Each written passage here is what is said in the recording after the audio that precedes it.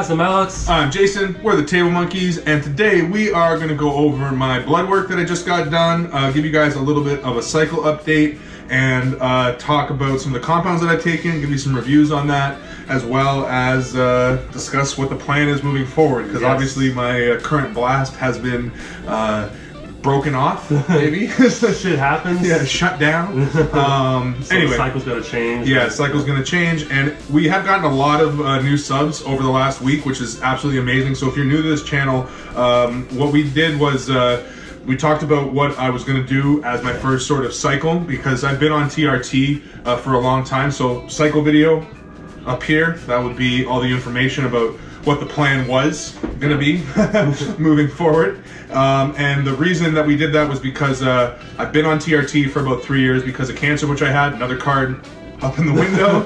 Again, so many new subs. We want to make sure you guys get the whole history, whole history lesson. But we just wanted to be completely upfront.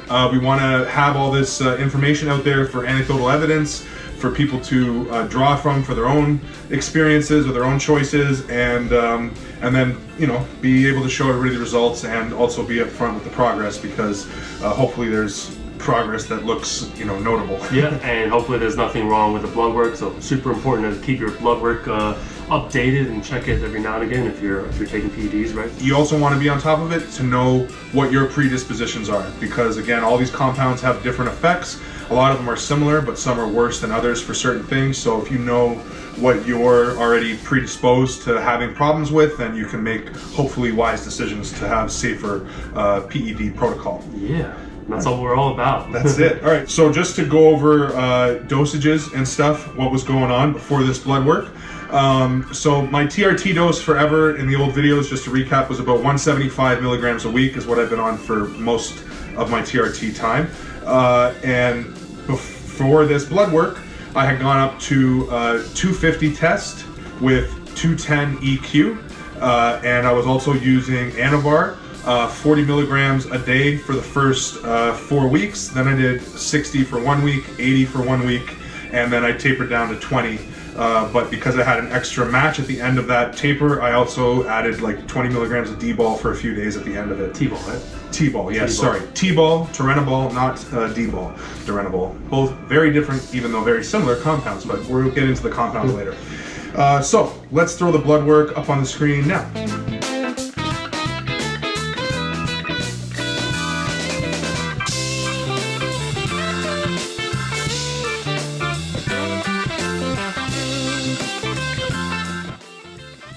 Alright guys, so we're going to start with the first page here, which has got your white blood cell, red blood cell count, hemoglobin, all that kind of stuff, and it also has a urine analysis at the bottom.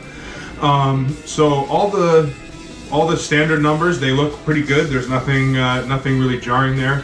My hemoglobin's near the top of the reference range, but it's not out of it, so nothing to be too concerned with. My platelet count is again near the top of the range, but not out of it, so something to maybe keep an eye on, but not necessarily concerned yet. Yeah, your red blood cell and hematocrit are saying a little high, but they're just outside the range. Exactly. And you would expect that being on heavy doses of PEDs. Right? Yeah, that's something that would be normal. Yeah. So that's a good point to note, that they are high, but again, just outside of the reference range. So yeah, something you want to keep on top of, but nothing jarring here. One thing that people might note is the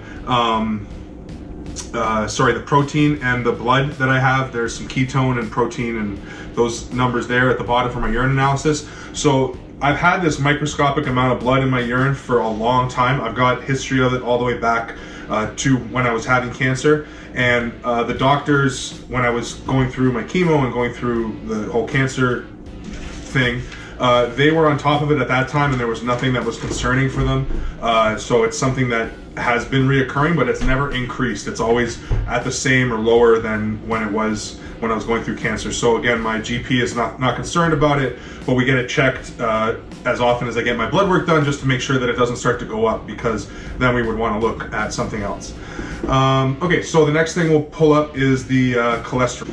Okay, so looking at your HDL ratio for your cholesterol, it's saying it's high, and so we know that because you were taking oral steroids, that it does have That's one of the side effects is increasing your cholesterol. So yeah, for sure. See, the oral steroids definitely skew your good cholesterol and bad cholesterol ratio, which is what that is. So it knocks the good cholesterol down and raises the bad cholesterol. Now, I'll throw up my previous cholesterol chart just so that anybody who knows more about this stuff than us can kind of see what the difference was. And this is the blood work I got before increasing my TRT and everything. The only thing I was on at this point was a little bit of MK677 to assist with the recovery from my hernia surgery. So you can see that my cholesterol was a little lower. It has gone up a bit, but it's hasn't gone up a dramatic amount considering the amount of orals I was taking. And then in your family, right, you have a history of high cholesterol. Yeah, so my dad has that was one of the things he always dealt with was high cholesterol, and his was really bad. Mine doesn't seem to be as bad, but I'm also a lot younger than when he started to have issues. Like, he didn't really have serious issues till he was in his late 40s, early 50s. But he was able to manage it for the most part, and I mean, he did have a heart attack and everything, but they weren't severe. So that will be my like the thing I have to stay on top of. Yeah, that's is one cholesterol. Yeah, so you don't get hair loss, you don't get acne, but you get high cholesterol. Yeah, exactly. Yeah, hair loss seems to be fine, and acne, all that. But yeah, exactly. Cholesterol is the one I'm going to have to worry about. As far as blood pressure goes, when I got my hernia surgery, in the hospital after the surgery, I tested 126/75, which is like the lowest I've seen for the most part. When I got this blood work done, I was 140/80, and when I was at the hospital for this injury, so it was after the injury, after the whole day of like commotion and kind of craziness, I was 155/83. So pretty normal. Yeah. Nothing to worry about. Yeah, nothing crazy to worry about, but again, because of the cholesterol, and it seems like cardiovascular health is my sort of nemesis, that's the one that I'm really going to have to stay on top of the most, right? But as far as the cholesterol goes, I will always obviously stay away from dangerous cholesterol-induced, like cholesterol compounds. So Winstrol, for example, is probably one of the most notorious ones. As much as I want to be lean, I'm not going to be fucking with the Winstrol, I don't think. Okay. So on to your testosterone and estrogen. Yeah, so again, we want to put all this information out there because we want as much assistance, and we want to be as transparent and kind of get the information out there for people to use for their own decisions, right, and their own information or experiences. But one of the things we want to talk about is that your relationship with your doctor and how important that is, and the fact that doctors really don't know a lot about this stuff. They don't learn about it. They don't learn a ton about the hormones and all that kind of stuff. Especially your GP, right? Because they try to have a little bit of knowledge about everything. So very broad spectrum. Broad spectrum, but they don't know a lot about one thing. They're not specialists. Yeah, I think Derek's touched on that, how they might spend a couple of hours on hormones and stuff in school, but they don't really learn a lot about it. So what was really interesting was going over my chart, like my blood work, over the phone with my doctor, and he's been really cool about wanting to learn about what's going on and helping me with it. So I'll be able to get blood tests more likely quarterly, especially because of my history before. So if there's anything else that I should be testing for, that somebody's like, hey, you got to get this test based on this number here, something that you would know as a red flag, being into the sort of PED end of things that we don't know or the doctors don't know, we're obviously up for all that kind of information, and please let us know that. So to get into the story here about the testosterone and the estrogen, we'll throw the chart up, and you can see that my testosterone level is out of the reference range by a noticeable amount. So to convert this to nanograms per deciliter for the American conversion, it works out to 1150. Total testosterone. So if you remember back in the UFC days when they were allowing like TRT doses, the reference range would go up to 1400 sometimes that they would allow as a TRT dose. So let's note, at this point, when I have this test done, I'm taking 350 mgs of testosterone a week and 350 mgs of equipoise a week. So that's way more than a TRT dose. Yeah, and you were only 1150. Only 1150. So you wouldn't even pop on that test. And a lot of that has to do with, even though equipoise acts a lot like testosterone in the system, it's not going to show up on a test as testosterone. So you might only need to take 200 mgs of test to cover so that you don't pop high on the test, but then you can add a bunch of EQ into it, get similar results to the testosterone, and it's not going to show up on the test, right? It's very hard to have a bulletproof test, right? Yeah, bulletproof testing, not so easy. So now the other thing to note is the estrogen. Now this was what was interesting. The doctor's talking to me on the phone. He says, your testosterone's out of the normal range, blah, blah, blah. And he said, but we're kind of expecting that because you said you're taking more than the TRT dose. So we knew that. And then he tells me about my estrogen and says it's less than 40 and the reference range is less than 162. And right away I'm like, oh, okay, so my ratio of testosterone to estrogen is definitely like off. And he is like, oh, is it? Oh, I don't really know like what it's supposed to be or how it's supposed to look, so you probably know more than me about that. Which is a really interesting thing to be coming from your GP, right? Like, yeah. So he's definitely interested in learning about it. It's good that he's honest about that. Yeah, and it's really nice that he's honest about it. And I want to take advantage of that as much as I can to be able to learn as much about this and figure out what the safest protocol is for myself, right? Moving forward. So what I want to talk about here is the equipoise, and that'll kind of lead us into the first compound review. Yeah. Because the equipoise is what's leading to this crushed estrogen level. So when I first started taking it, I said that the dose I was taking was 250 test with 210 EQ. I started at 250 EQ and 180 test or 175 test, because I'd heard kind of two different schools of thought. Some people were saying like lots more EQ than test, and some people were saying equal test to EQ. So I wanted to start with the more EQ, see how I felt, and then start to bring it back from there.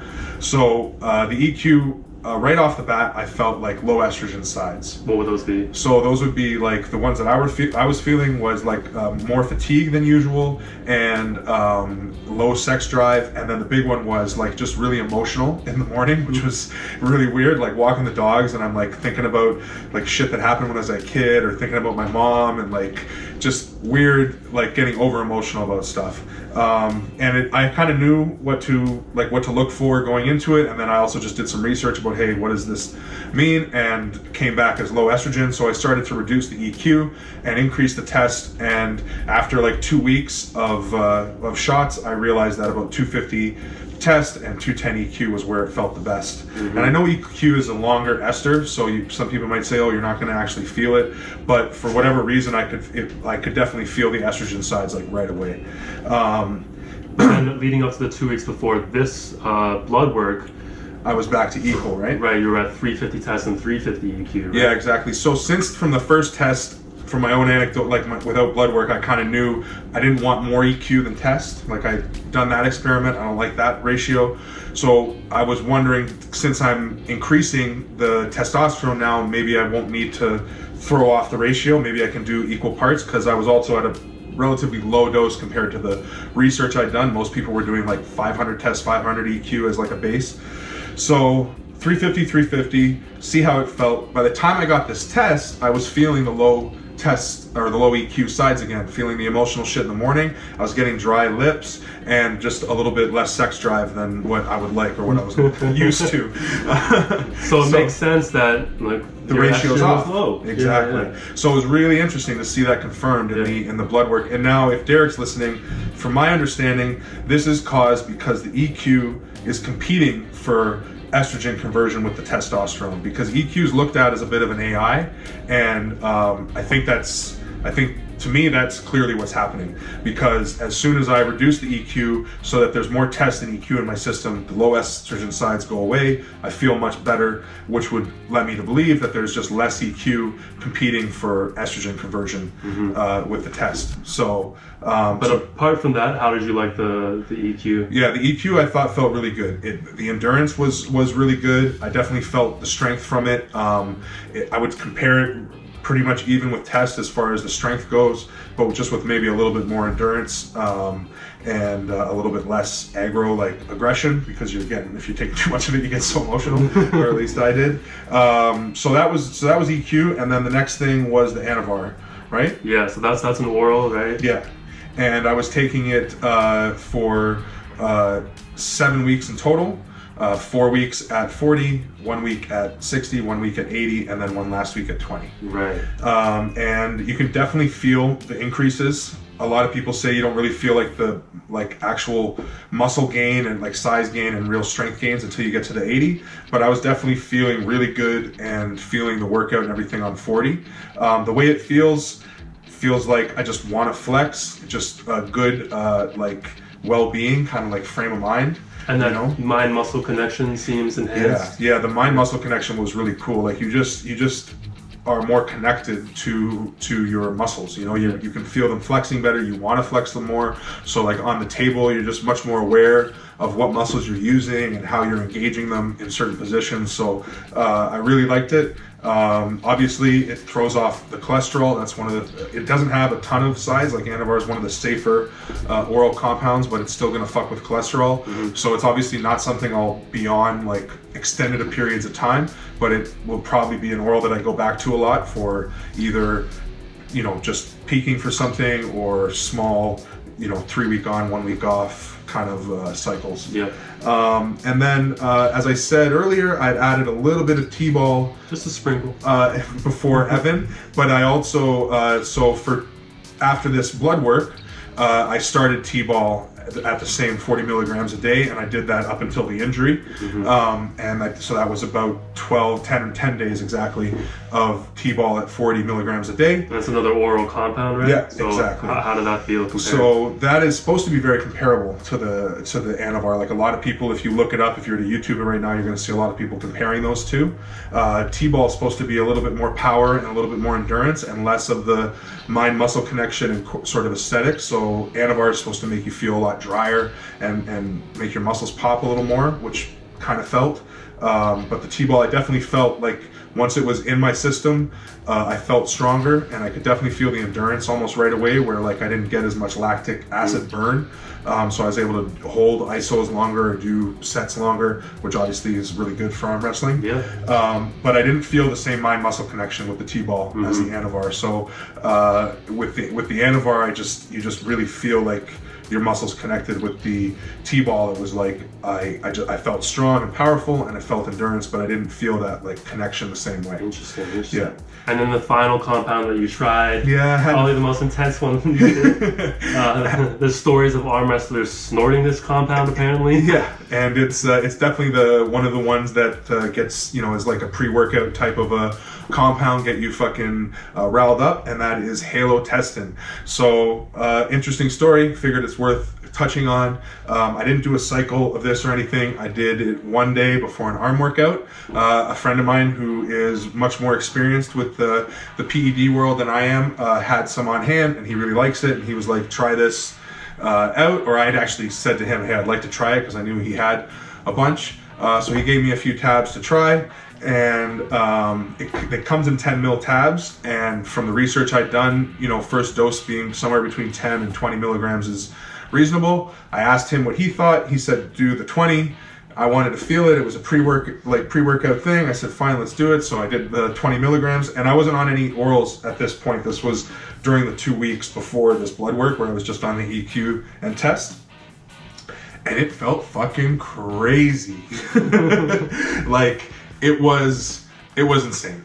So when you hear guys like Derek and Greg and anybody else you might listen to about PED stuff talk about how like this is a serious compound or this is not for beginners kind of thing, Halo is definitely one of those. They'll say the same thing about things like Tren and maybe Anadrol and stuff like that.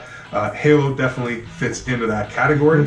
So took the 2 pills, got to the gym, and just felt my fucking, like, couldn't feel my heart beating or anything, but just felt kind of weird, like not anxious, but just had to do something. Like it wasn't anxiety, like I was nervous. It was just like I could feel like a buildup. Yeah, anticipation. Yeah. Like there was a buildup. So I got on the treadmill and started walking and grabbed the heart monitors. 180 beats a minute, and I'm like, holy fuck, right? So start to breathe it out and just try to relax myself, thinking it's probably the machine. Go try another machine, 175, like, okay, probably not the machines, probably need to just keep breathing it out. So go downstairs, checking my pulse with the clock and everything, settle at like 150, it felt like, and figure I just got to start working out and using this energy, because I know it's the Halo, like, giving me all this energy, right? Had an insane workout, felt stupid strong, just like like there wasn't enough weight in the gym kind of feeling, you know what I mean? But there was, obviously. It's not like I lifted everything. But just crazy strong, crazy intense workout, sweating like crazy, awesome pump. And then the rest of the day absolutely felt like shit. Right, so hard crash. Like toxic feeling, like food didn't taste good, like I just did not feel good afterwards. And maybe it was like subconscious, like because I knew how intense it was and I knew the heart rate thing and whatever, but just threw me off, did not feel good. And one thing that's really interesting is they talk about Halo kind of creating, like if there's one of the drugs that gives you roid rage, you know, it would be like Tren, Halo, maybe check drops, but like Tren and Halo are like the notorious ones for roid rage. Well, when I had low testosterone, my fuse, like I've always said, I have a really long fuse, but there's a giant piece of dynamite at the end, right? Like when I get pissed off, if you push me over my edge, I lose it. There's no question. But it's always been a long fuse. Yeah. When I was low T, my fuse was like this big. Like it took nothing to piss me off. I could stub my toe and my whole fucking day was ruined, you know? The day after the Halo, I felt like that again. I felt like on edge about anything, you know, like, and maybe not as bad as like where it was months of being low T, but I could feel like I had three little like in my own head that day that were like, whoa, what the fuck was that? And I totally could notice it. So yeah, super intense compound, definitely not one that I'm gonna fuck with in any serious way again. Maybe 10 milligrams like would feel different for a pre-workout, like once in a while when you really need to kill something. For a match. Or for a match or something, yeah. Like again, we did hear that people like to use it beforehand. I don't know who likes to get wild, but you know, I'm sure that some people like to go crazy with it because it definitely just gives you a level of aggression and intensity that, you know, coffee or pre-workout is not going to match. Okay, so those are the compounds. That's the review for that so far. And I guess now we want to talk about the game plan moving forward. Right, shit had to change, cycle got interrupted, bicep got blown up. Yeah, throw another video up here. This video's gotten a lot of views, which is awesome. A lot of the new subs are from this video, and it was Devon came down to Toronto to take on the best 7 that we had. I was the leading horse.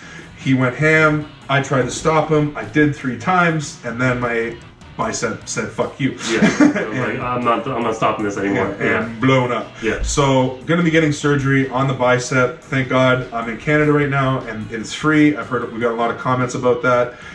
The healthcare system up here right now is definitely working in my favor, and I'm very happy about it.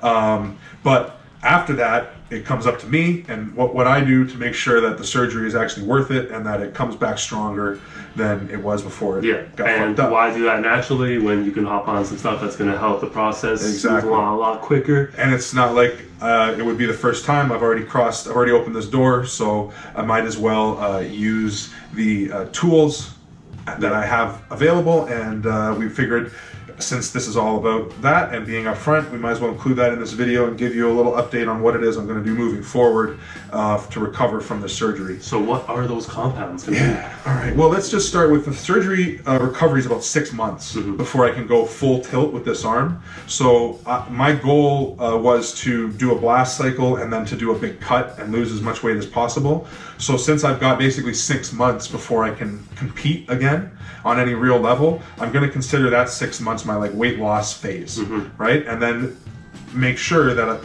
what I'm doing is all geared towards recovering this arm and making my right arm as strong as possible. Pumpkin time. Pumpkin time on the right arm, weight loss like crazy, and then recover the left. So that's the sort of duration idea. Now the compounds that I'm going to be using, I use the MK677 as I said for my hernia surgery. At that time, I wasn't sure about the HGH. I didn't know about affording it, and I wasn't sure how long I'd want to be on it. And it was my first like new compound to add, so I decided to go with that. MK is a GH excretagogue, right? So it helps increase your own GH production. Exactly. Yeah, and it does that through the ghrelin receptor, which means it makes you hungry. At that time, I wasn't concerned with losing weight, but I wasn't trying to gain weight, so I was just trying to maintain the weight that I was at, and it was definitely difficult with the MK because it makes you hungry as fuck. Right. So since the goal right now is to lose as much weight as I can, using MK677 would be counterproductive. Right. So I'm going to use the real thing. We got some GH, and we're going fucking actual growth hormone injections. And what we're going to do is 10 IUs a week, which is going to work out to 2 IUs a day, Monday to Friday, which is within that sort of anti-aging, like 1 to 3 range, right? It's within the sort of replacement range. Nothing's the Plankov level. Yeah, just, no super physiological kind of craziness. And the cases come in packs of 10, so that's 1 vial a week for 10 weeks. Is the game plan. At the end of the 10 weeks or a week before the end of the 10 weeks, I'll decide based on budget and what's going on if I can afford to do another 10 weeks or if I want to. I know that it takes a long time, and people always suggest to do HGH for a number of months, not just for like a few weeks. So I'm pretty certain that I'm going to end up doing another box, but for right now it's the 10 weeks. Right. And you're obviously going to continue being on testosterone. Yeah, because that's just unfortunately the situation I've been in for a long time now, that I'm always going to have to inject some form of TRT. And since I've got some mass that I've built and I'm still trying to train my right arm and I want to maintain as much muscle as possible while I lose this fat, I'm going to keep the testosterone around 210, which definitely feels a little bit more than just TRT. But it's not like anything that is going to force me to like grow more or whatever. It should just help me really maintain the muscle that I've got and again aid in the recovery. Right. And then the final thing that I'll be taking will be Anavar. Again, I'm going to take it at 30 milligrams a day, and I'm probably going to do like 3 weeks on, 1 week off, kind of a cycle. Again, that'll be mainly just to maintain the muscle that I have, help me lose weight, and aid in recovery as well, right? Because Anavar was actually created for like burn victims and like injury recovery and surgery recovery and stuff like that. So it's ideal for this kind of a recovery, collagen synthesis and all that. And you'll be on a pretty conservative dose at 30 milligrams. Yeah, and again, I'll be cycling it, like whether it's a number of days on and certain days off, or only for certain days of the week. I'm still debating exactly how I want to do that, but obviously since cholesterol is the issue, I don't want to be on orals for like 6 months straight or anything like that. That's never going to work out good for me.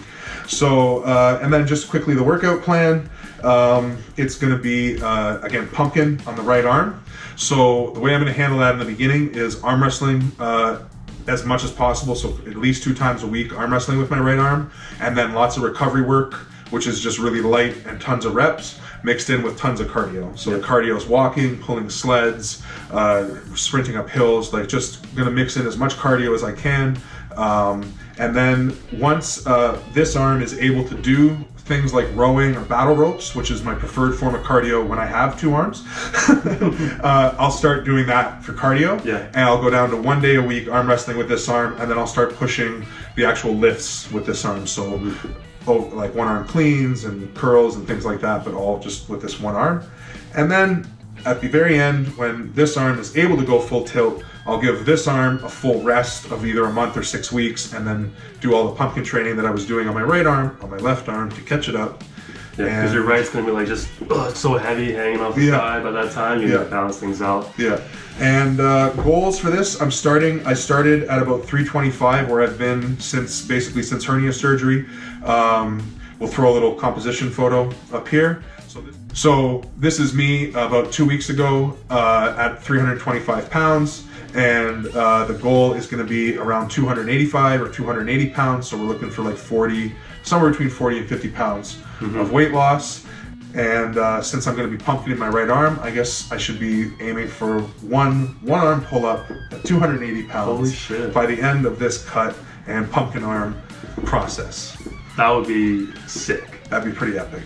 And we're going to continue bringing you on this journey so you can see all the updates going forward. We're going to have another update post-surgery next week, and we'll continue bringing it along. So thank you for watching. Thank you for all the support for Jason's injury. It's been awesome to see all those comments. Yeah, and the messages that I've gotten personally and everything, it's been amazing. And again, we want to just monitor it. So if in any way this helps somebody else who might be going through something and they're not sure of how to either pick their compounds or what's the right choice for them. If this helps anybody make a better decision, then 100% that's the point, and makes it worth it. So like the video if you like the video, leave some feedback in the comments, share, subscribe, hit that bell, bing bing bing bing bing, and monkeys out. peace.